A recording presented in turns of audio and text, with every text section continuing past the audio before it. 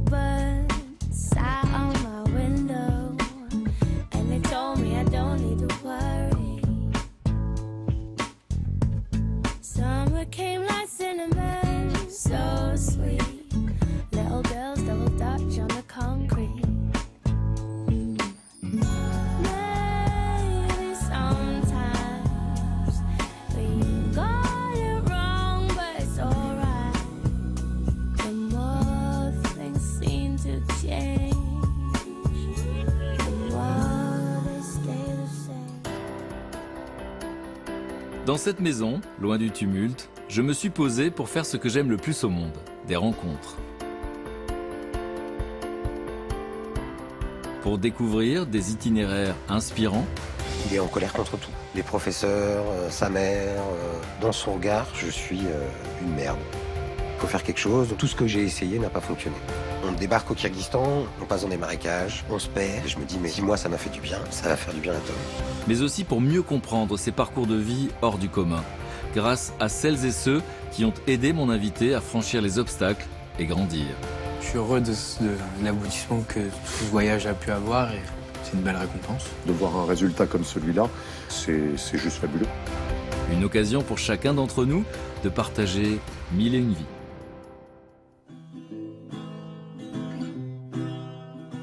Mais à cet instant précis, j'ignore encore tout des émotions que je vais vivre ce jour-là. Dans quelques instants, je rencontrerai Renaud. Intimement blessé par une enfance chaotique où l'absence de père fut meurtrière, il a reproduit le même schéma avec son propre fils. Mais comment sortir de cette boucle infernale? La réponse prendra la forme d'un incroyable voyage qu'il vient me raconter aujourd'hui.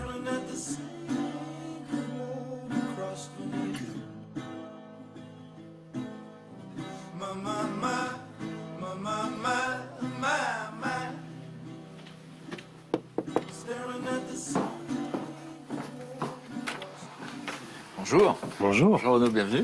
Bonjour Fabien. Ravi de vous rencontrer. De même. Pourquoi? Pourquoi? Parce que ça faisait un moment que je voyais cette émission Rendez-vous Inter Inconnu. Et je trouvais qu'il y avait des points communs avec l'histoire que j'avais vécue avec Tom. Donc vous êtes parti avec votre fils au bout du monde pour essayer de vous rapprocher. Ouais. Et pourquoi c'est important pour vous de le raconter? Parce qu'en fait, je me suis rendu compte au fur et à mesure de l'avancée de notre projet, c'est que ça parlait à beaucoup de gens. Et que ça pourrait peut-être inspirer d'autres parents qui rencontrent des problèmes avec leurs gamins et qui pourraient peut-être trouver là une idée pour aller dépasser la crise. Histoire que votre histoire serve à d'autres. Voilà. Bon, je vous sers un café, un thé. Volontiers. Qu'est-ce que vous voulez? Un café. Un café? Alors, c'est quand même une histoire incroyable que vous avez vécue parce qu'elle démarre comme quelque chose d'ordinaire. Merci. J'ai envie de dire partout dans le monde, partout dans ce pays. Il y a des parents qui ont du mal à communiquer avec leurs enfants à l'adolescence. Ils peuvent s'éloigner, devenir violents, être dans la drogue, on ne sait pas comment faire. Les parents sont démissionnaires. Enfin, c'est très, très, très ordinaire. Et puis, il y a un truc extraordinaire que vous allez faire, c'est que vous allez avoir une idée qui est de l'emmener en terre inconnue, de l'emmener au Kyrgyzstan, là où il n'y a rien. Il n'y a même pas un arbre, il n'y a pas d'arbre. Il n'y a pas beaucoup d'arbres. Donc, on est à cheval pendant 3 mois.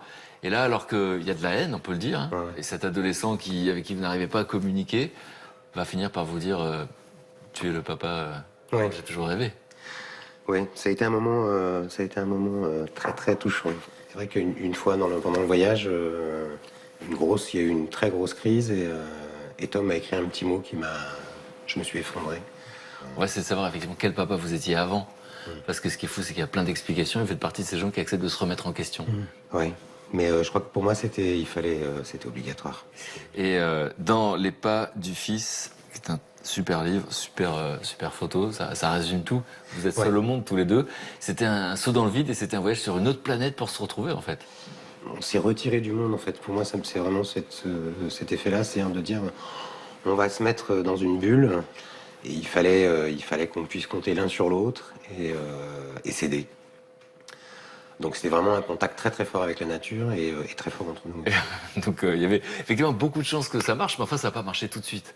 C'était pas magique. Hein. Non. Et bon, on va voir ça tout à l'heure. Vous allez me raconter dans le détail, je veux savoir évidemment quel genre de d'enfant et d'adolescent vous étiez vous-même, quel genre de papa vous étiez, pourquoi c'était compliqué pour vous d'être père finalement avant ce voyage, comment vous avez eu l'idée quand même de partir au bout du monde pour vous rapprocher de votre fils. Et pour préparer ce rendez-vous, je vous ai demandé de m'envoyer des photos de votre histoire et de votre histoire commune, et je me suis permis de les disposer dans l'atelier. Donc je vous laisse parcourir l'atelier et on se retrouve là-bas dans le petit salon. D'accord. Pour l'entretien, ça va? Ok. Ok, c'est parti.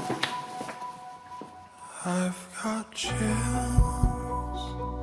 they're multiplying, and I'm losing control, 'cause the power you're supplying is electrifying.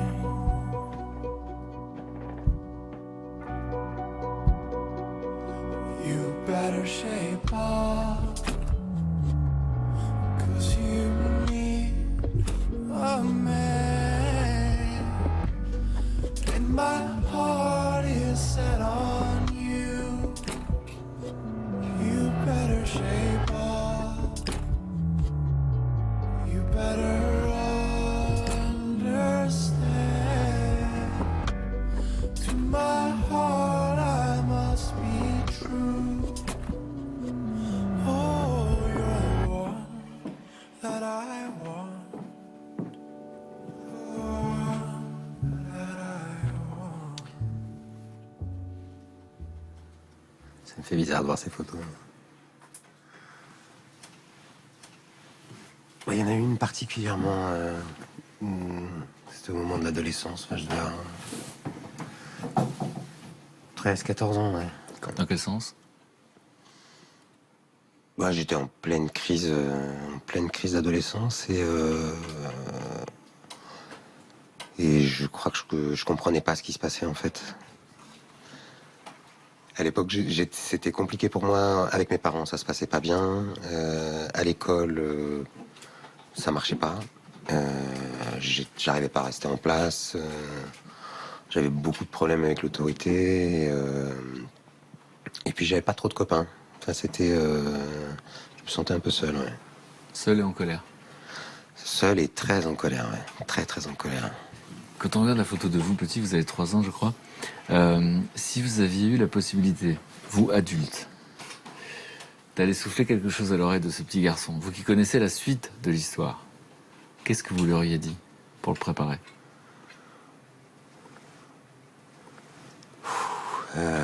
Sois fort. Sois fort et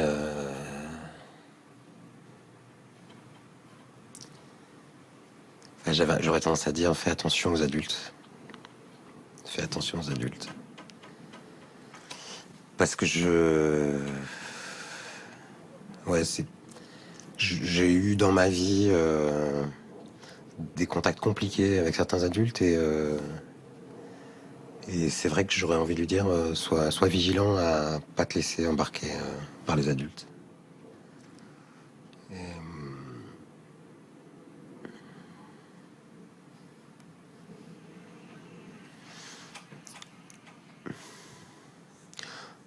En fait, quand j'étais petit, j'ai été petit et jusqu'à dans l'adolescence, j'ai eu quelques soucis de gens qui ont essayé d'abuser de moi ou dont des personnes qui m'ont abusé. Et le fait de me voir à cet âge-là, ouais, c'est arrivé après. J'avais la première fois, je devais avoir 10 ou 11 ans. Donc, et je me suis pas rendu compte que ça m'a détruit en fait. Et que je l'ai pas vécu comme quelque chose de douloureux sur le moment. Et c'est bien après que ça a été douloureux en fait. Bien après. Quand j'ai eu 15-16 ans, c'est là où j'ai commencé à avoir des doutes et sur ma sexualité et sur ma manière d'être. Cette photo dont je vous parlais, c'est où j'étais adolescent. C'est une période où je savais plus trop comment me positionner. J'avais des réactions des fois très féminines avec où je prenais des vêtements de ma mère pour m'habiller, des t-shirts avec des strass et avec le recul aujourd'hui, je me rends compte que ouais, j'étais vraiment en train de me chercher. Donc ça a été compliqué cette période. Né en 1972, Renaud grandit dans un village proche de Poitiers.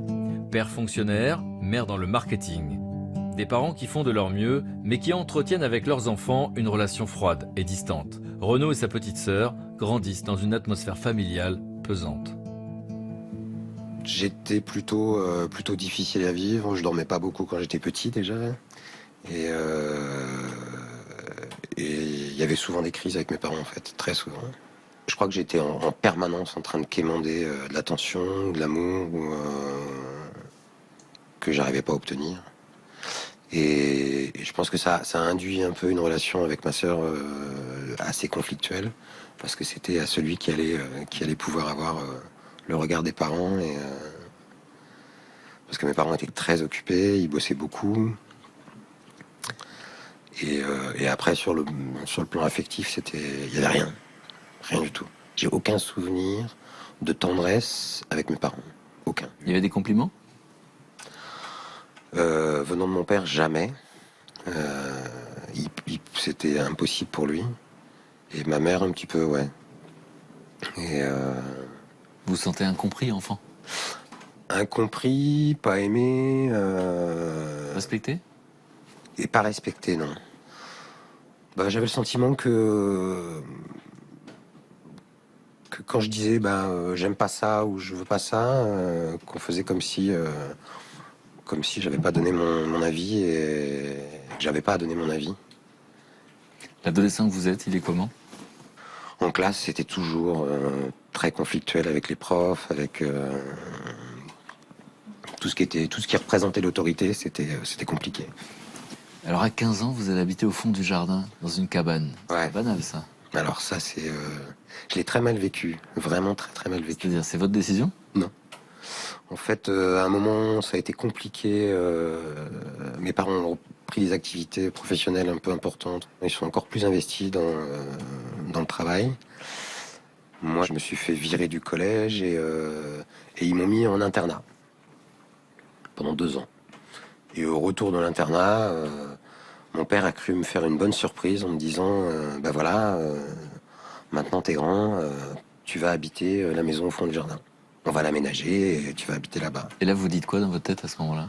Moi, je dis, ils sont en train de me mettre dehors, en fait. Je les embête, je suis de trop, je suis... Sentiment d'abandon. Ouais. Et mon père me dit, mais je comprends pas, moi, j'aurais rêvé de ça. Je dis, mais moi, non, je rêve pas de ça et j'ai pas envie de ça. Il me dit, mais tu vas pouvoir faire tout ce que tu veux. Mais je dis, mais non, j'ai pas... Et en fait, je me rends compte, j'ai pas eu le choix. Rejeté par son père, blessé de n'être plus rien à ses yeux, Renaud part s'installer à Paris, il a 21 ans. 3 ans plus tard, sa vie va être à nouveau bouleversée. Comment vous réagissez quand on vous dit que vous allez devenir papa? Tout s'effondre. J'étais pas du tout prêt, je me sentais encore un enfant, en fait. En fait, j'ai essayé de rentrer dans le rôle du père, mais je vois bien que j'étais dans le rôle plutôt que dans le ressenti. Je m'occupais beaucoup de lui. C'est moi qui l'emmenais à la nounou le matin, qui allait le chercher. Vous faites des choses, mais vous ne ressentez rien. Voilà. Quand Tom a 4 ans, vous devenez un papa célibataire. Oui. Et quand on se sépare, enfin quand elle me quitte, moi c'est une descente aux enfers. En fait, ça fait comme un électrochoc. Et je me suis mis, je suis tombé en dépression. C'est là où j'ai découvert qu'avec la marijuana, je pouvais calmer la colère que j'avais en moi et que ça m'apaisait. Sauf que je me suis engouffré dedans et que je suis tombé bien bas, vraiment bien bas. Ça veut dire quoi? Je fumais l'équivalent d'un paquet de cigarettes de marijuana par jour, quoi.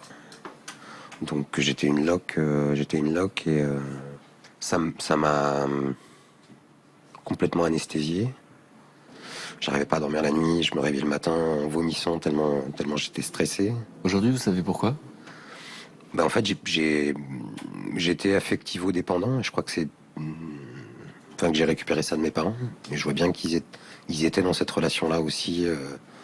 Mon père avait besoin de sa femme absolument. Et donc là, vous avez besoin de la mère de Tom. Ouais. Et quand elle me quitte, c'est comme si on m'arrachait le cœur. Enfin, c'était très fort. Et c'était pas de l'amour, c'était La dépendance. la dépendance. À cette époque, Tom a 5 ans. Il vit 15 jours par mois chez son père, mais la profonde dépression dans laquelle sombre Renaud l'éloigne lentement de son fils. Vous allez décider de prendre le large pour partir, seul, Ouais. voir le monde. Et à quel moment et pour quelle raison? Ça s'est fait en 2007. Tom avait 11 ans et en fait, je voyais bien que j'avais... D'abord, j'étais pas présent avec Tom et je voyais bien que ça marchait pas. Vous n'étiez pas présent, vous étiez quand même 15 jours Ouais. avec lui, mais vous ne vous sentiez pas présent. Ouais. Je me sentais pas présent et je me sentais pas... La maman de Tom avait pris une place énorme auprès de lui. Et en fait, toutes les décisions que je pouvais prendre sur son éducation, elle n'en tenait pas compte. Et je le vivais mal, en fait. Donc vous décidez de partir. Ouais. C'est quoi? C'est une fuite à ce moment-là? C'est une fuite, ouais. Donc vous allez partir en mer. Ouais. Faire quoi? Une transatlantique? Ouais. Là, j'ai pris conscience que je me suis retrouvé... En fait, on s'est retrouvé dans une tempête au large de Barcelone. Et pendant la tempête, j'ai eu l'impression d'avoir une énergie décuplée. Et l'inverse de ça, pendant la transatlantique, donc ça faisait déjà 1 mois et demi qu'on était partis, pendant la partie atlantique, on s'est retrouvé pendant 5 jours dans une mer extrêmement plate, sans vent, sans rien. Et là, pour moi, ça a été très, très, très compliqué. C'est-à-dire? C'était invivable. Le rien, c'est-à-dire qu'il y a... La voile ne bouge pas, Là, c'est quoi? On est confronté à soi-même. Ouais. Et là, ça a été compliqué. Vraiment, vraiment compliqué. I've seen the world, done it all, had my cake now. Diamonds, brilliant. Est-ce que vous communiquez avec votre fils à ce moment-là? Très peu, très très peu. Quand je rentre en France, j'essaie de l'appeler, mais ça passe pas. Enfin, ni lui ni moi, je pense, savons communiquer à ce moment-là. Et on se voit uniquement pour les vacances. C'est-à-dire que je le prends avec moi au mois de juillet ou au mois d'août. Et comment ça se passe? Pas bien. C'est toujours tendu. Et en fait, là, je me rends compte que Tom, il est focalisé sur sa maman. C'est sa maman qui l'aime. Et son papa, j'ai le sentiment, moi, qu'il voit bien que son papa ne l'aime pas parce qu'il fait pas ce qu'il a envie, parce qu'il lui donne pas ce qu'il a envie, parce que... Et parce qu'il est absent. Il est absent et c'était compliqué. À chaque fois, on avait un rapport de force, en fait, systématiquement. Comment ça se passe à l'école pour Tom à ce moment-là? Je trouve qu'on a beaucoup de points communs. C'est-à-dire? Que Tom, l'école, c'était pas son truc. Pareil, il arrivait pas à rester assis. Et il commençait déjà à avoir des excès, soit de violence, soit de... il avait des mots, je commençais déjà à voir qu'il y avait déjà des problèmes. Alors en 2012, la maman de Tom vous appelle, tire la sonnette d'alarme. Qu'est-ce qu'elle vous dit? Elle me dit qu'elle est paniquée d'abord, parce que Tom vient de faire une énorme colère et qu'elle en a peur. Il a quel âge à ce moment-là? Il a 16 ans. Je pense pas que Tom lui aurait tapé dessus, mais en tout cas, c'est suffisamment fort pour que je réagisse. Vous réagissez comment? Vous l'appelez? Je l'appelle tout de suite et je lui ai dit tu vas venir travailler avec moi pendant 15 jours et on va discuter. Et je vois bien qu'il souffre, mais je sais pas quoi lui proposer pour l'aider, si c'est de lui dire de quoi t'as envie. Si t'avais une baguette magique, qu'est-ce que tu ferais là maintenant? Il vous répond quoi? Et il me répond je veux jouer au hockey. Et il y avait l'équipe de France qui s'entraînait à Biarritz. Et il me dit je veux faire un sport-études et je veux descendre à Biarritz. Et je lui dis, bah, ok, pourquoi pas. Et là, il s'effondre en pleurant. Et il me dit, mais si je pars, maman elle va être toute seule. Et là, ça a fait tilt. Et je me suis dit, mais en fait, il a pris ma place. Et donc, je lui ai dit, mais non, non, faut que tu fasses ta vie. Ta maman, elle a sa vie. Toi, t'as ta vie. Et je pensais que ça allait tout arranger. Et pas du tout.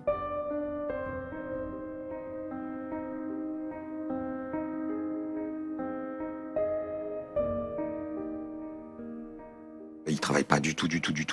Il n'y a qu'une chose qui l'intéresse, c'est sortir, la fête, les copains.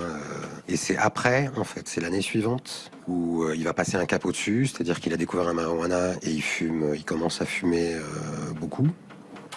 Et puis après, il est en colère contre tout. C'est-à-dire que autant les professeurs, sa mère, l'entraîneur, même les copains au hockey, il a de la violence en lui qui fait que il fait peur. Il fait vraiment peur. Quand je le regarde, je me vois. Et quand vous essayez de dialoguer avec lui, comment ça se passe? Il n'y a pas de dialogue, enfin très peu de dialogue. Tout ce que je représente, enfin je vois bien que dans son regard, je suis une merde. Et ça c'est douloureux, enfin moi ça m'a vraiment fait mal. C'est quoi votre sensation?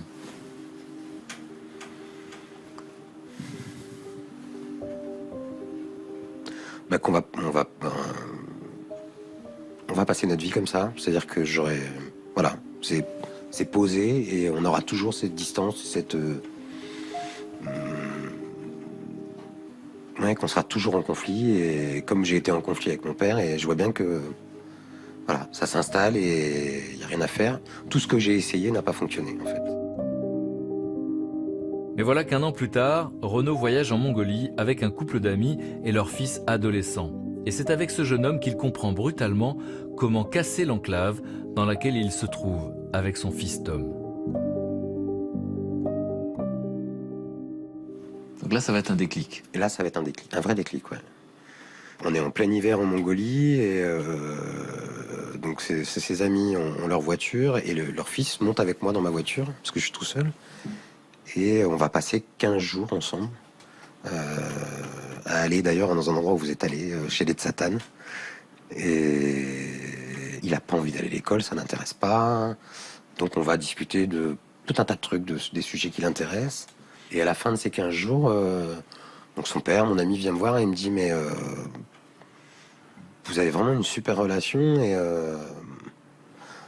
il me dit, ça te dirait d'être en quelque sorte son parrain Et en fait, quand il me dit cette phrase, je me dis, mais ce que je suis en train de vivre avec lui, c'est ce que je veux vivre avec Tom, en fait.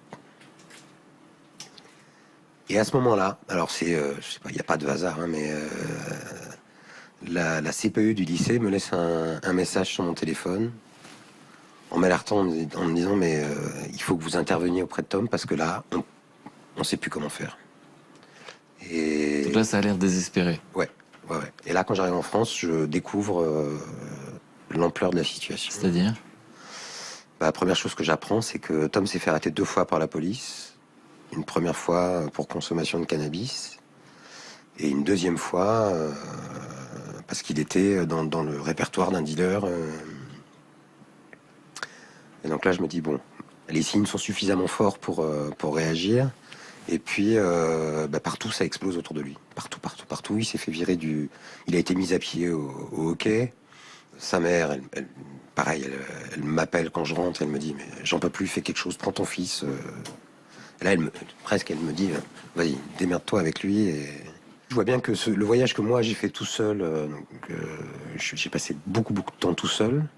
Et que ça m'a fait du bien d'être en contact avec la nature, d'être en contact avec des gens qui vivent de pas grand-chose, en fait. Hein. Et je me dis, mais si moi, ça m'a fait du bien, ça va faire du bien à Tom.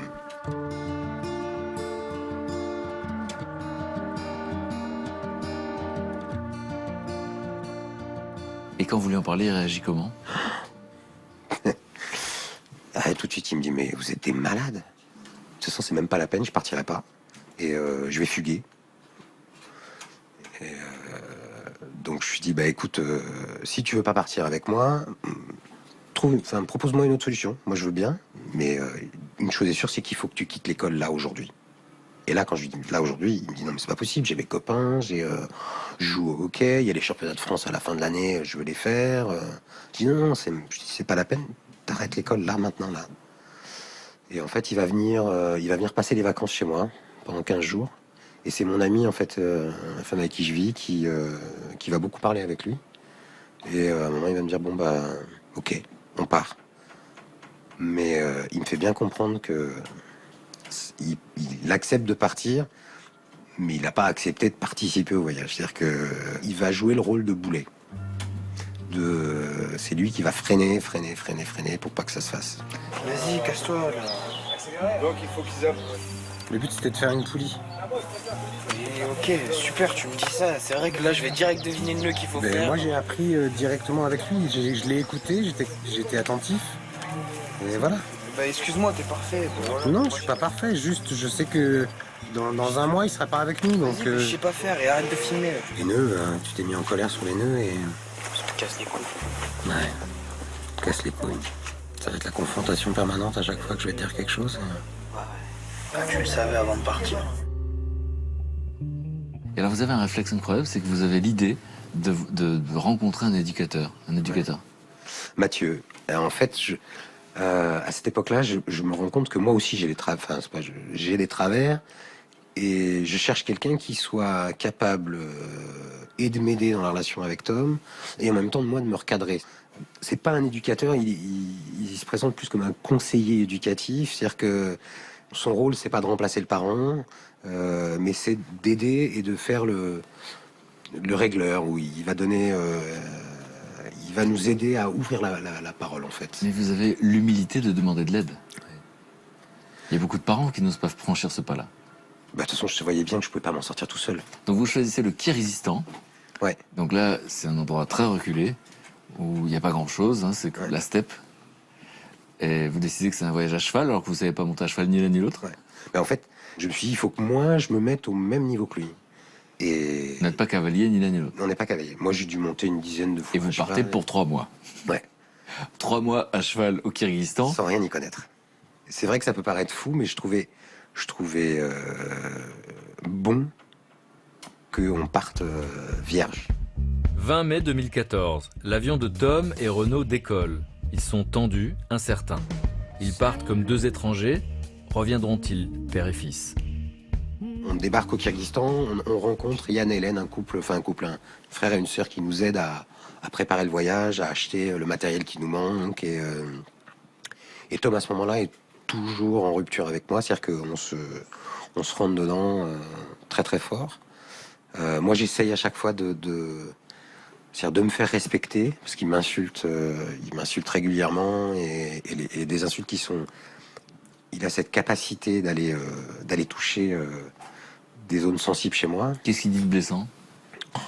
Bah, il me parle de ma grand-mère, il me dit oui, t'es en colère après tout le monde dans la famille, il y a personne qui veut te voir, il y a personne qui t'aime, ou t'as pas d'amis. Donc il appuie là où il sait que je souffre encore. Il vous reproche ce que vous êtes. Ouais. Et il essaye volontairement de vous faire du mal. Ouais. Et donc, ce sont les grands espaces, mais c'est un huis clos. Donc, le huis clos, à un moment donné, ça s'empire, en fait. Ouais. Le point de départ, quand on commence le voyage, Hélène nous accompagne pendant les 5-6 premiers jours. Et le premier jour où on se retrouve tous les deux, donc on a 4 chevaux, on a tout notre matériel, notre tente, la cuisine, et on est parti pour vraiment vivre l'aventure.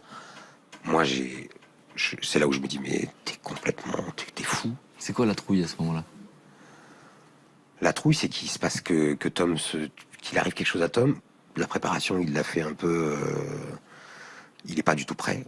Et là, au moment où elle nous lâche, le matin, il se met à pleuvoir, on passe dans des marécages, on se perd.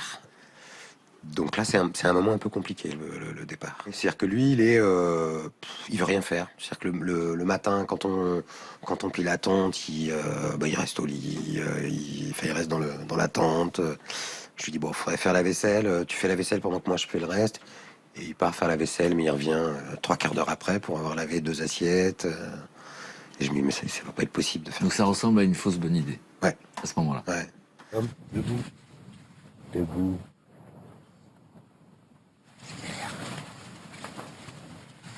T'as préparé le petit déjeuner? Bah, je t'attends. Vas-y,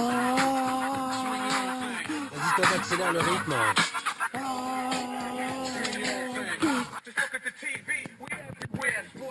La bonne humeur du matin. Et Tom commence il commence à changer le jour où un matin on se lève et on n'attachait pas les 4 chevaux. En fait, il y en avait que 2 qui étaient attachés et il y a 2 autres qui étaient en liberté. Et comme c'est un troupeau, normalement ils restent ensemble. Sauf qu'on s'est complètement planté sur toute la ligne. C'est qu'en l'espace de 3 minutes, les 2 chevaux qui étaient en liberté partent en courant. Et là, c'est immense. Et là, c'est immense et ils disparaissent à la montagne. Et là, Tom me dit, je vais le chercher. Et donc, en l'espace de quelques secondes, il prend sa selle, il selle son cheval. Et moi, je le vois et je vois bien il monte pas bien à cheval. Au galop, je vois bien que ça tient pas la route, mais bon. Et il part. Et là, quand il part, je m'inquiète. Je me dis, mais est-ce qu'il va y arriver? Est-ce qu'il il risque de tomber? Et il part pendant pratiquement 1 heure, quoi. Donc, je commence à me dire, bon, je vais y aller. Mais il y avait toutes nos affaires. Est-ce que je laisse les affaires? Et en fait, au moment où je commence à sceller mon cheval pour dire, bah, je vais y aller, je le vois arriver avec une banane jusque-là, avec les 2 chevaux qui s'étaient échappés en laisse derrière. Et quand il arrive, bah, je le félicite. Je lui dis, mais bravo Tom, vraiment. Je dis, moi, voilà, je suis pas sûr que j'aurais pu le faire. Et t'as assuré. Try to keep you close to me, but life got in between. Tom prend confiance en lui. Il voit que ça y est, il peut prendre en charge les chevaux. Et à partir de ce moment-là, il va prendre les chevaux en charge systématiquement tous les jours. C'est lui qui s'occupe des chevaux, c'est lui qui va les chercher, les attacher. Et ça va quand même décontracter largement notre relation, ce passage-là. Mais ça ne règle pas tout. Et il va y avoir d'autres moments de conflit. Alors, il va y en avoir plein, des moments de conflit. Il va y avoir des très grosses crises où on va être vraiment dans des tête-à-tête violents. Violent à quel point? Suffisamment fort pour qu'il y ait de la violence physique, quoi. À un moment donné, on arrive à de la violence physique. Et à chaque crise, on débloque quelque chose. C'est-à-dire qu'à chaque fois que on se fait du mal, derrière, ça fait un peu comme... Ouais, on arrive à retrouver un lien, on arrive à parler, et il se passe des choses très fortes, quoi. Entre autres, un moment, moi, qui m'a marqué. On venait vraiment de s'engueuler fort, et Tom est parti faire un tour. Et moi, je sais plus, je reviens à côté de la cuisine où j'étais en train de faire du pain. Et sur la casserole, il y avait un petit bout de papier où il m'écrivait, ben voilà, je suis désolé de ce qui vient de se passer. Je sais pas ce qui m'a pris, mais je me sens en colère. Mais je voudrais que tu saches que ce voyage, que t'es le papa que je voulais avoir et que je suis content d'être là avec toi et je t'aime. C'est difficile, je peux pas te le dire, j'arrive pas à te le dire, donc je te l'écris, mais je t'aime. Et là, moi je me suis effondré en pleurs tout de suite en fait. Ça a été et je l'ai cherché du regard en fait, et en fait il était à 50 mètres de moi.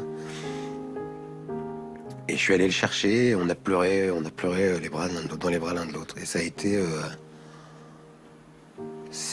pour moi, ça a été comme une récompense ou une reconnaissance. C'est-à-dire qu'il acceptait que je sois son père. Et c'était très fort, très très fort.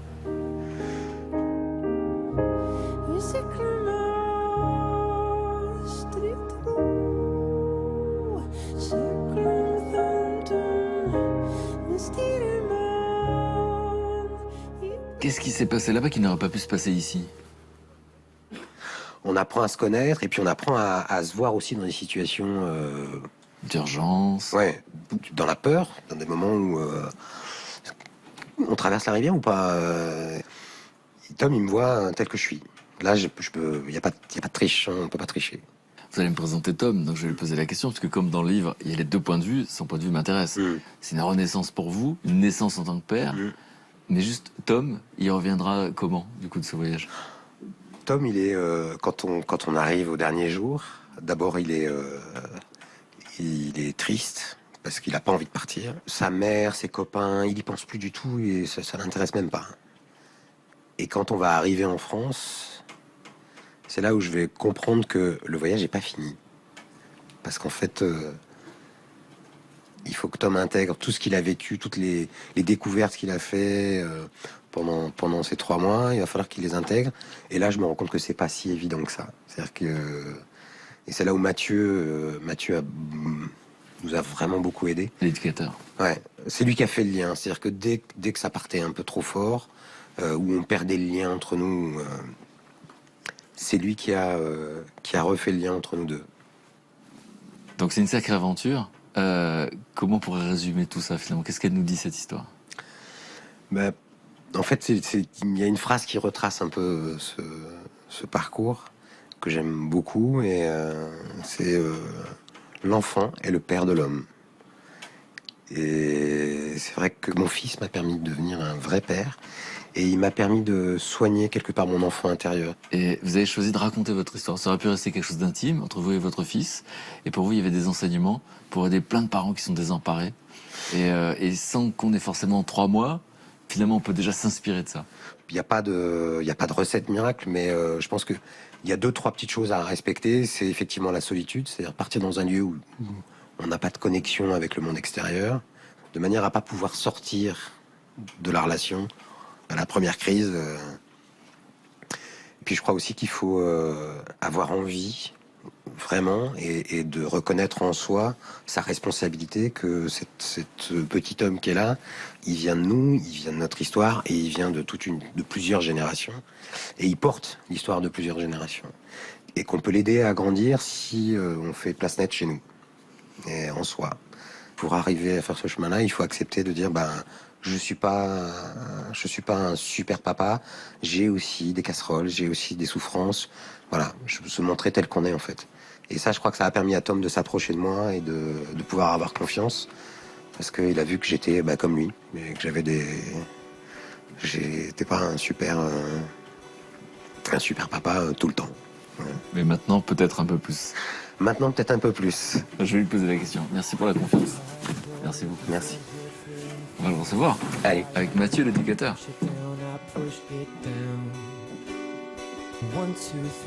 Cela paraît si facile lorsqu'on écoute Renaud parler. Comme tous mes invités, il a la pudeur de ne pas dire la dureté de la reconstruction. Comment allez-vous? Moi ça va. Et vous Tom? Ça va. C'est pour mieux comprendre, partager les solutions et redonner l'espoir que je voulais recevoir aujourd'hui les proches de Renaud, et particulièrement son fils, Tom. Je vous laisse vous installer. Servez-vous, il y a une infusion que je vous conseille. À citronnelle et gingembre, il y a jus d'orange, jus de pomme, thé, café. Servez-vous. Moi, je vais prendre l'infusion. Tu peux me servir Alors, je suis ravi de vous rencontrer tous les deux. On vient de parler pendant un long moment tête à tête avec Renaud. On a beaucoup parlé de toi, Tom. Hein, Ouais. on a beaucoup parlé de vous. J'imagine. Mais moi j'ai un fils de 20 ans, donc je me suis beaucoup reconnu dans votre histoire. Ouais. Alors on n'est pas parti 3 mois au Kyrgyzstan, mais on part régulièrement en randonnée. Mais c'est vrai que c'est quand même l'histoire extraordinaire de quelqu'un qui se voit comme quelqu'un d'ordinaire, qui a du mal à être père, et puis une sorte d'instinct de survie, une idée qui paraît folle aux yeux de tout le monde, et qui dit je vais partir 3 mois à cheval, alors qu'on ne sait pas monter à cheval, au Kyrgyzstan, là où il se passe rien, et on va être confrontés l'un à l'autre.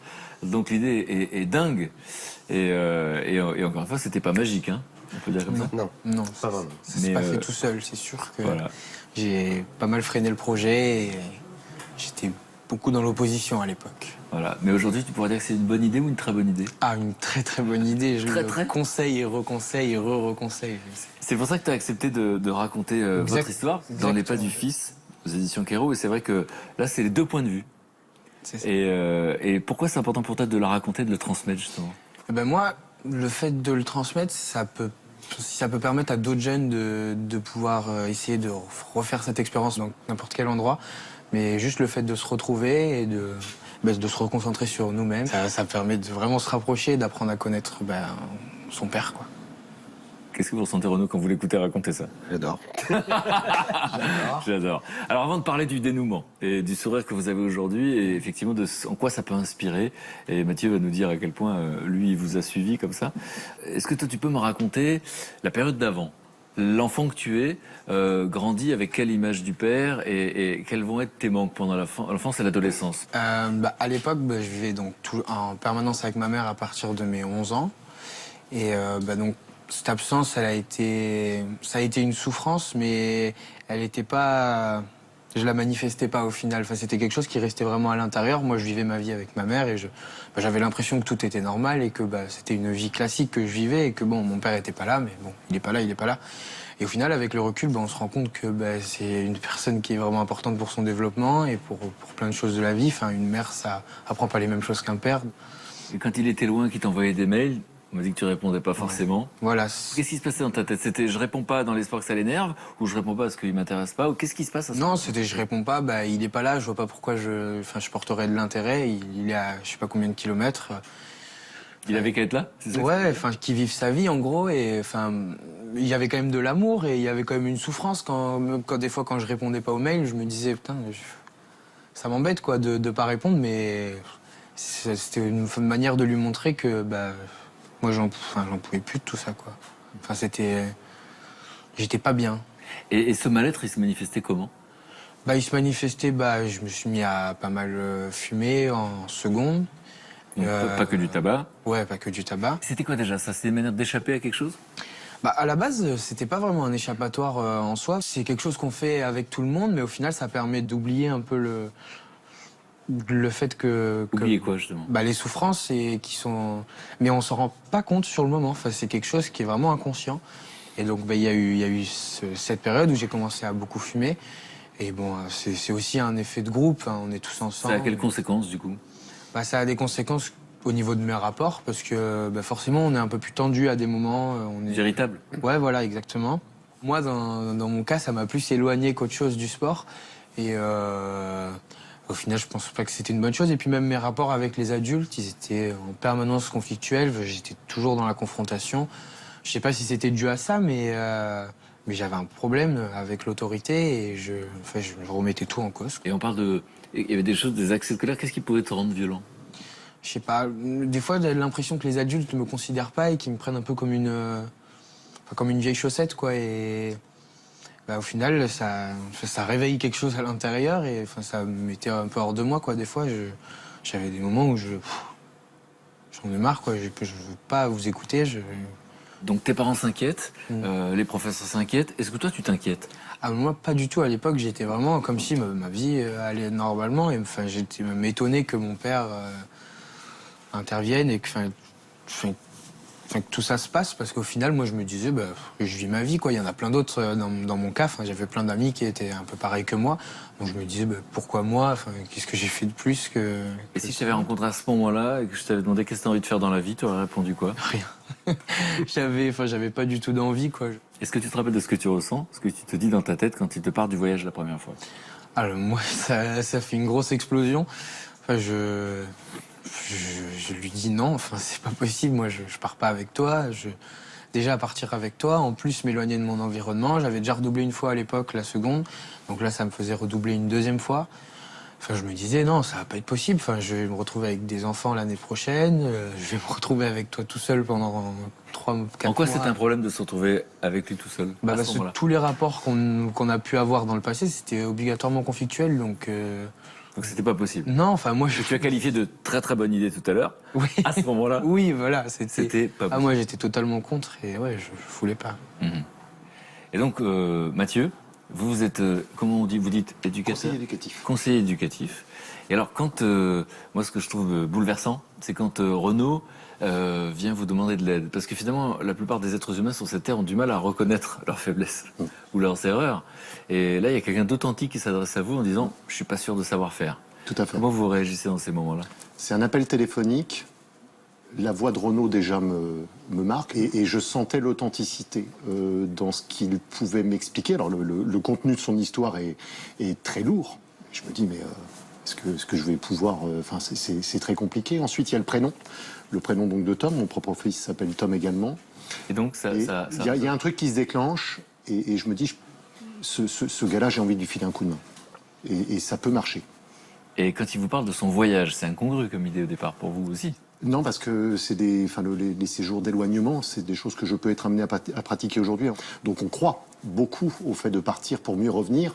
Mais là, que ce soit un père qui soit l'acteur d'un tel projet, je me dis, je dois. Oui, c'est pas une obligation, mais il y a un vrai truc, quoi. Et de quel type d'aide à ce moment-là, le papa qu'il est a besoin? Parce que forcément, comme c'est réussi, moi j'ai tendance à penser que c'était fastoche. C'était quoi qui était important à ce moment-là? Il avait son projet de père.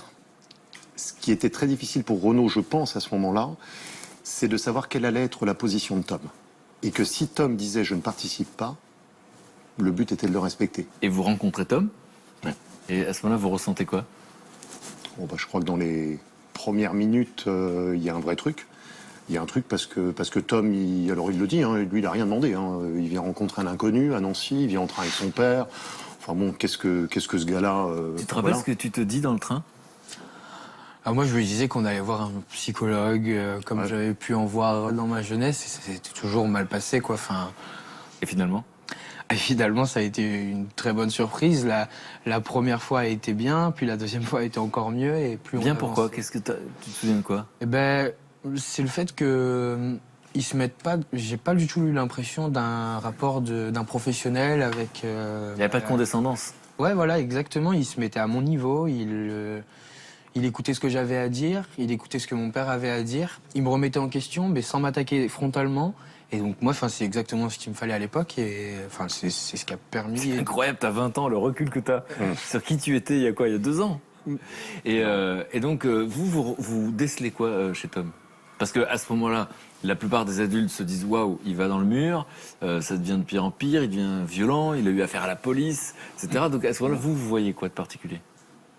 Je rencontre Tom dans l'idée de me dire est-ce que déjà il va accepter ce que je vais lui proposer, qui en plus de ça passe par l'intermédiaire de son père. C'est vraiment à ce moment-là, il y a très peu de choses que Tom acceptera de recevoir de son papa. Donc l'enjeu est compliqué.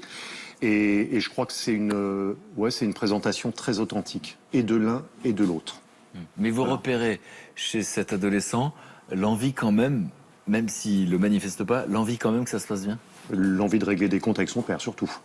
Ça, c'est clair. Une profonde colère et l'envie d'en découdre. Et justement, on va voir que vous allez vous rencontrer vraiment, mais l'adolescent que tu es à ce moment-là, il a quoi à reprocher à son père finalement? Tu l'aurais formulé comment à l'époque?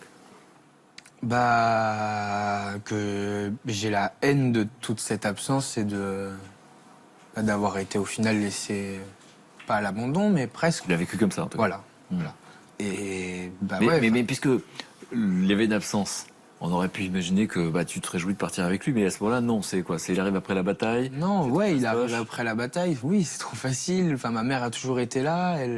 Et là, il arrive un peu comme un sauveur, et comme s'il allait me sortir de tous les problèmes et qu'en un voyage, ça allait tout résoudre. Moi, j'y croyais pas du tout. Enfin, je me disais, il rêve, quoi. Enfin, je vais y revenir, je vais être pareil, quoi. Enfin, ça va juste me faire perdre un an.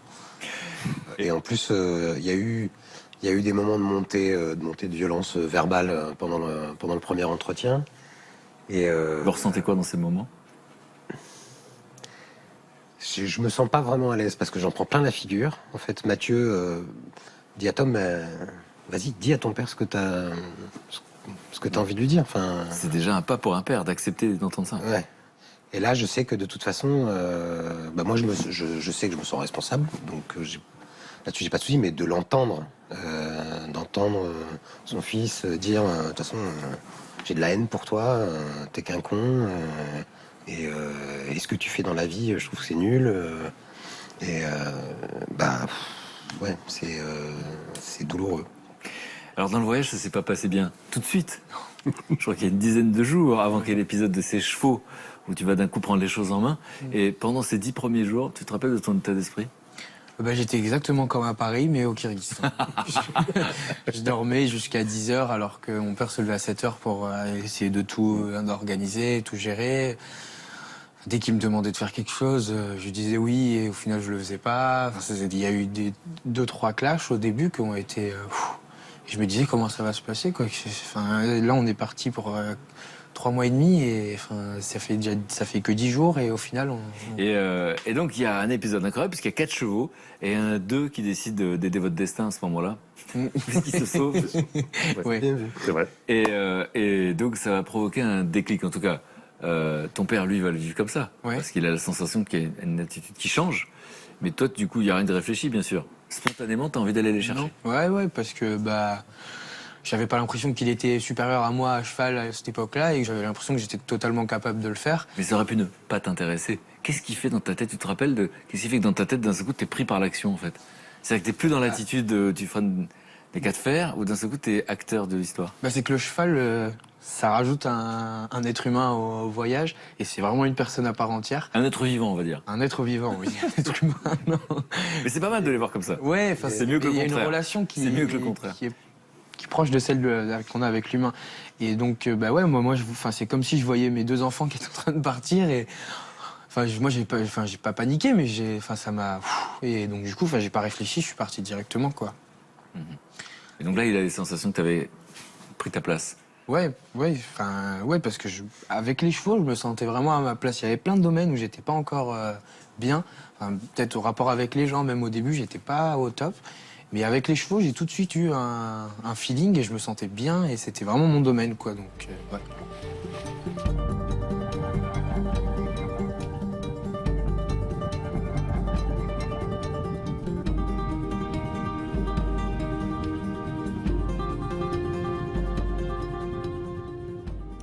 Bon, il y a un moment très émouvant où, à un moment donné, tu vas écrire un petit mot. Tu te rappelles de ce que tu as écrit? Ouais, je me souviens, oui. C'était juste après un clash, justement. Et c'était un peu le clash de trop pour moi, parce qu'au final, il y avait des clashs, et moi, je revenais vers lui, mais au final, le fond de la chose n'était pas réglé. Enfin, moi, je lui disais pas les choses, en tout cas. Et donc, je lui ai dit que j'étais vraiment reconnaissant pour ce voyage, que je l'aimais, qu'il m'avait manqué toutes ces années, je lui ai dit en gros tout ce que j'avais sur le cœur et que j'arrivais pas à lui dire depuis tout ce temps, quoi. Tu te rappelles ce que ça a provoqué? Oui, on a pleuré tous les deux. Enfin, c'était super émouvant comme moment. Enfin, c'était vraiment la retrouvaille, quoi. Donc c'est là qu'il s'est dit que il a eu raison de partir là-bas. Oui. Ouais. Pour notre relation, ça a tout... Enfin, ça a recollé les morceaux, quoi, vraiment. Comme jamais je l'aurais imaginé. Parce que tu as la sensation que t'es pas exactement la même personne qu'avant de partir. Ah clairement. Enfin, moi, avant, j'avais pas d'envie. Je vivais ma vie, mais je laissais les choses se faire et je me préoccupais pas de ce qui m'entourait. Le fait de s'être retrouvé soi-même, d'avoir dû prendre des responsabilités à des moments et qu'on n'a pas forcément l'occasion d'en prendre à 18 ans dans notre société. Et donc, ouais, ça fait vraiment grandir et... Tu veux faire quoi plus tard, maintenant? Et maintenant, moi, je suis actuellement en train de faire une école de commerce, mais qui a des valeurs un peu plus Humaniste? Humaniste, ouais, et qui me correspondent beaucoup plus qu'une école de commerce classique. Et la différence avec les autres écoles de commerce, c'est qu'en plus de prendre en compte le facteur financier, on prend aussi le facteur humain et le facteur nature. Et donc, ces 3 facteurs mis ensemble, moi, ça me correspond vraiment. Et je retrouvais pas du tout ça dans une autre école. Et là, je me sens bien dans cette école. Donc, tu es décidé à faire partie de ceux qui veulent changer le monde. Exactement. Mathieu, un commentaire? Quand il dit j'ai pris de la maturité, moi je l'ai vu énormément grandir. Et j'ai entendu dans ses mots le fait qu'il grandissait. Et ça, je trouve, pour moi, c'est le plus beau des salaires. Merci, Tom. Ouais. Renaud?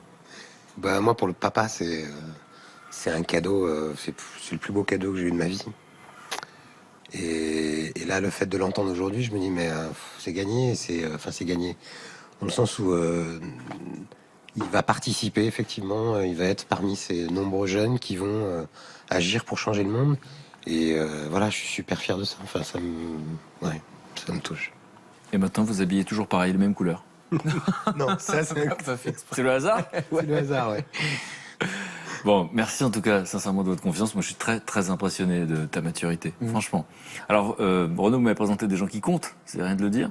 Je vais vous présenter à mon tour des gens qui comptent pour moi. Et je pense que vous allez les adorer, parce qu'eux sont fascinés par justement ceux qui changent le monde. Je vais vous les présenter dans un instant. Vous allez me dire si vous comprenez pourquoi ils me mettent de bonne humeur. Vous allez me dire si vous comprenez pourquoi je les adore. Auparavant, je vous laisse un petit moment entre vous, je vais voir où on en est en cuisine. Ça vous va? Ok, ça marche. À tout de suite. Alors, est-ce que toi, tu veux bien me couper vraiment le plus petit possible des bouts d'ananas, Je peux essayer? s'il te plaît? On fait un gazpacho. Ouais, ah, c'est marrant ça, avec de l'ananas. Fais gaffe parce que une tomate, elle était un peu abîmée là sur le dessus. Oui, mais ça, tu sais, c'est pas grave. Dans le gazpacho, personne ne le sait. Oh bah quand même, c'est un peu pourri. Vous bataillez pour un gazpacho. Ouais. Avec de l'ananas? Oui, avec de l'ananas. Bah, C'est la grosse surprise. C'est le twist. C'est ça le coup de théâtre. C'est le petit twist. Le gazpacho à l'ananas? Ouais. C'est la petite recette que je vous ai concoctée pour aujourd'hui. Ce qui est rigolo, c'est que même si on se connaît, on parle, et le fait d'être spectateur quand tu parles, en fait, quand c'est Frédéric qui pose des questions, je trouve que pour moi, c'est encore plus fort. Et puis on triche pas là. Hein. De quoi on va parler? Moi, je suis partie à la rencontre d'une personne qui a tout quitté pour diminuer son empreinte écologique et du coup consommer le moins possible. Donc c'est un peu À quel point? Pas une vie d'électricité, différente. pas Voilà, d'électricité. ça commence avec pas d'électricité, pas d'eau courante, une maison dans les bois. Et c'est possible? Bah, il vit très bien lui en tout cas. Donc il va nous montrer comment. A tout de suite. À tout de suite. à tout de suite. Est-ce que ça vous convient, madame, s'il vous plaît? Et bien voilà, exactement. Three little birds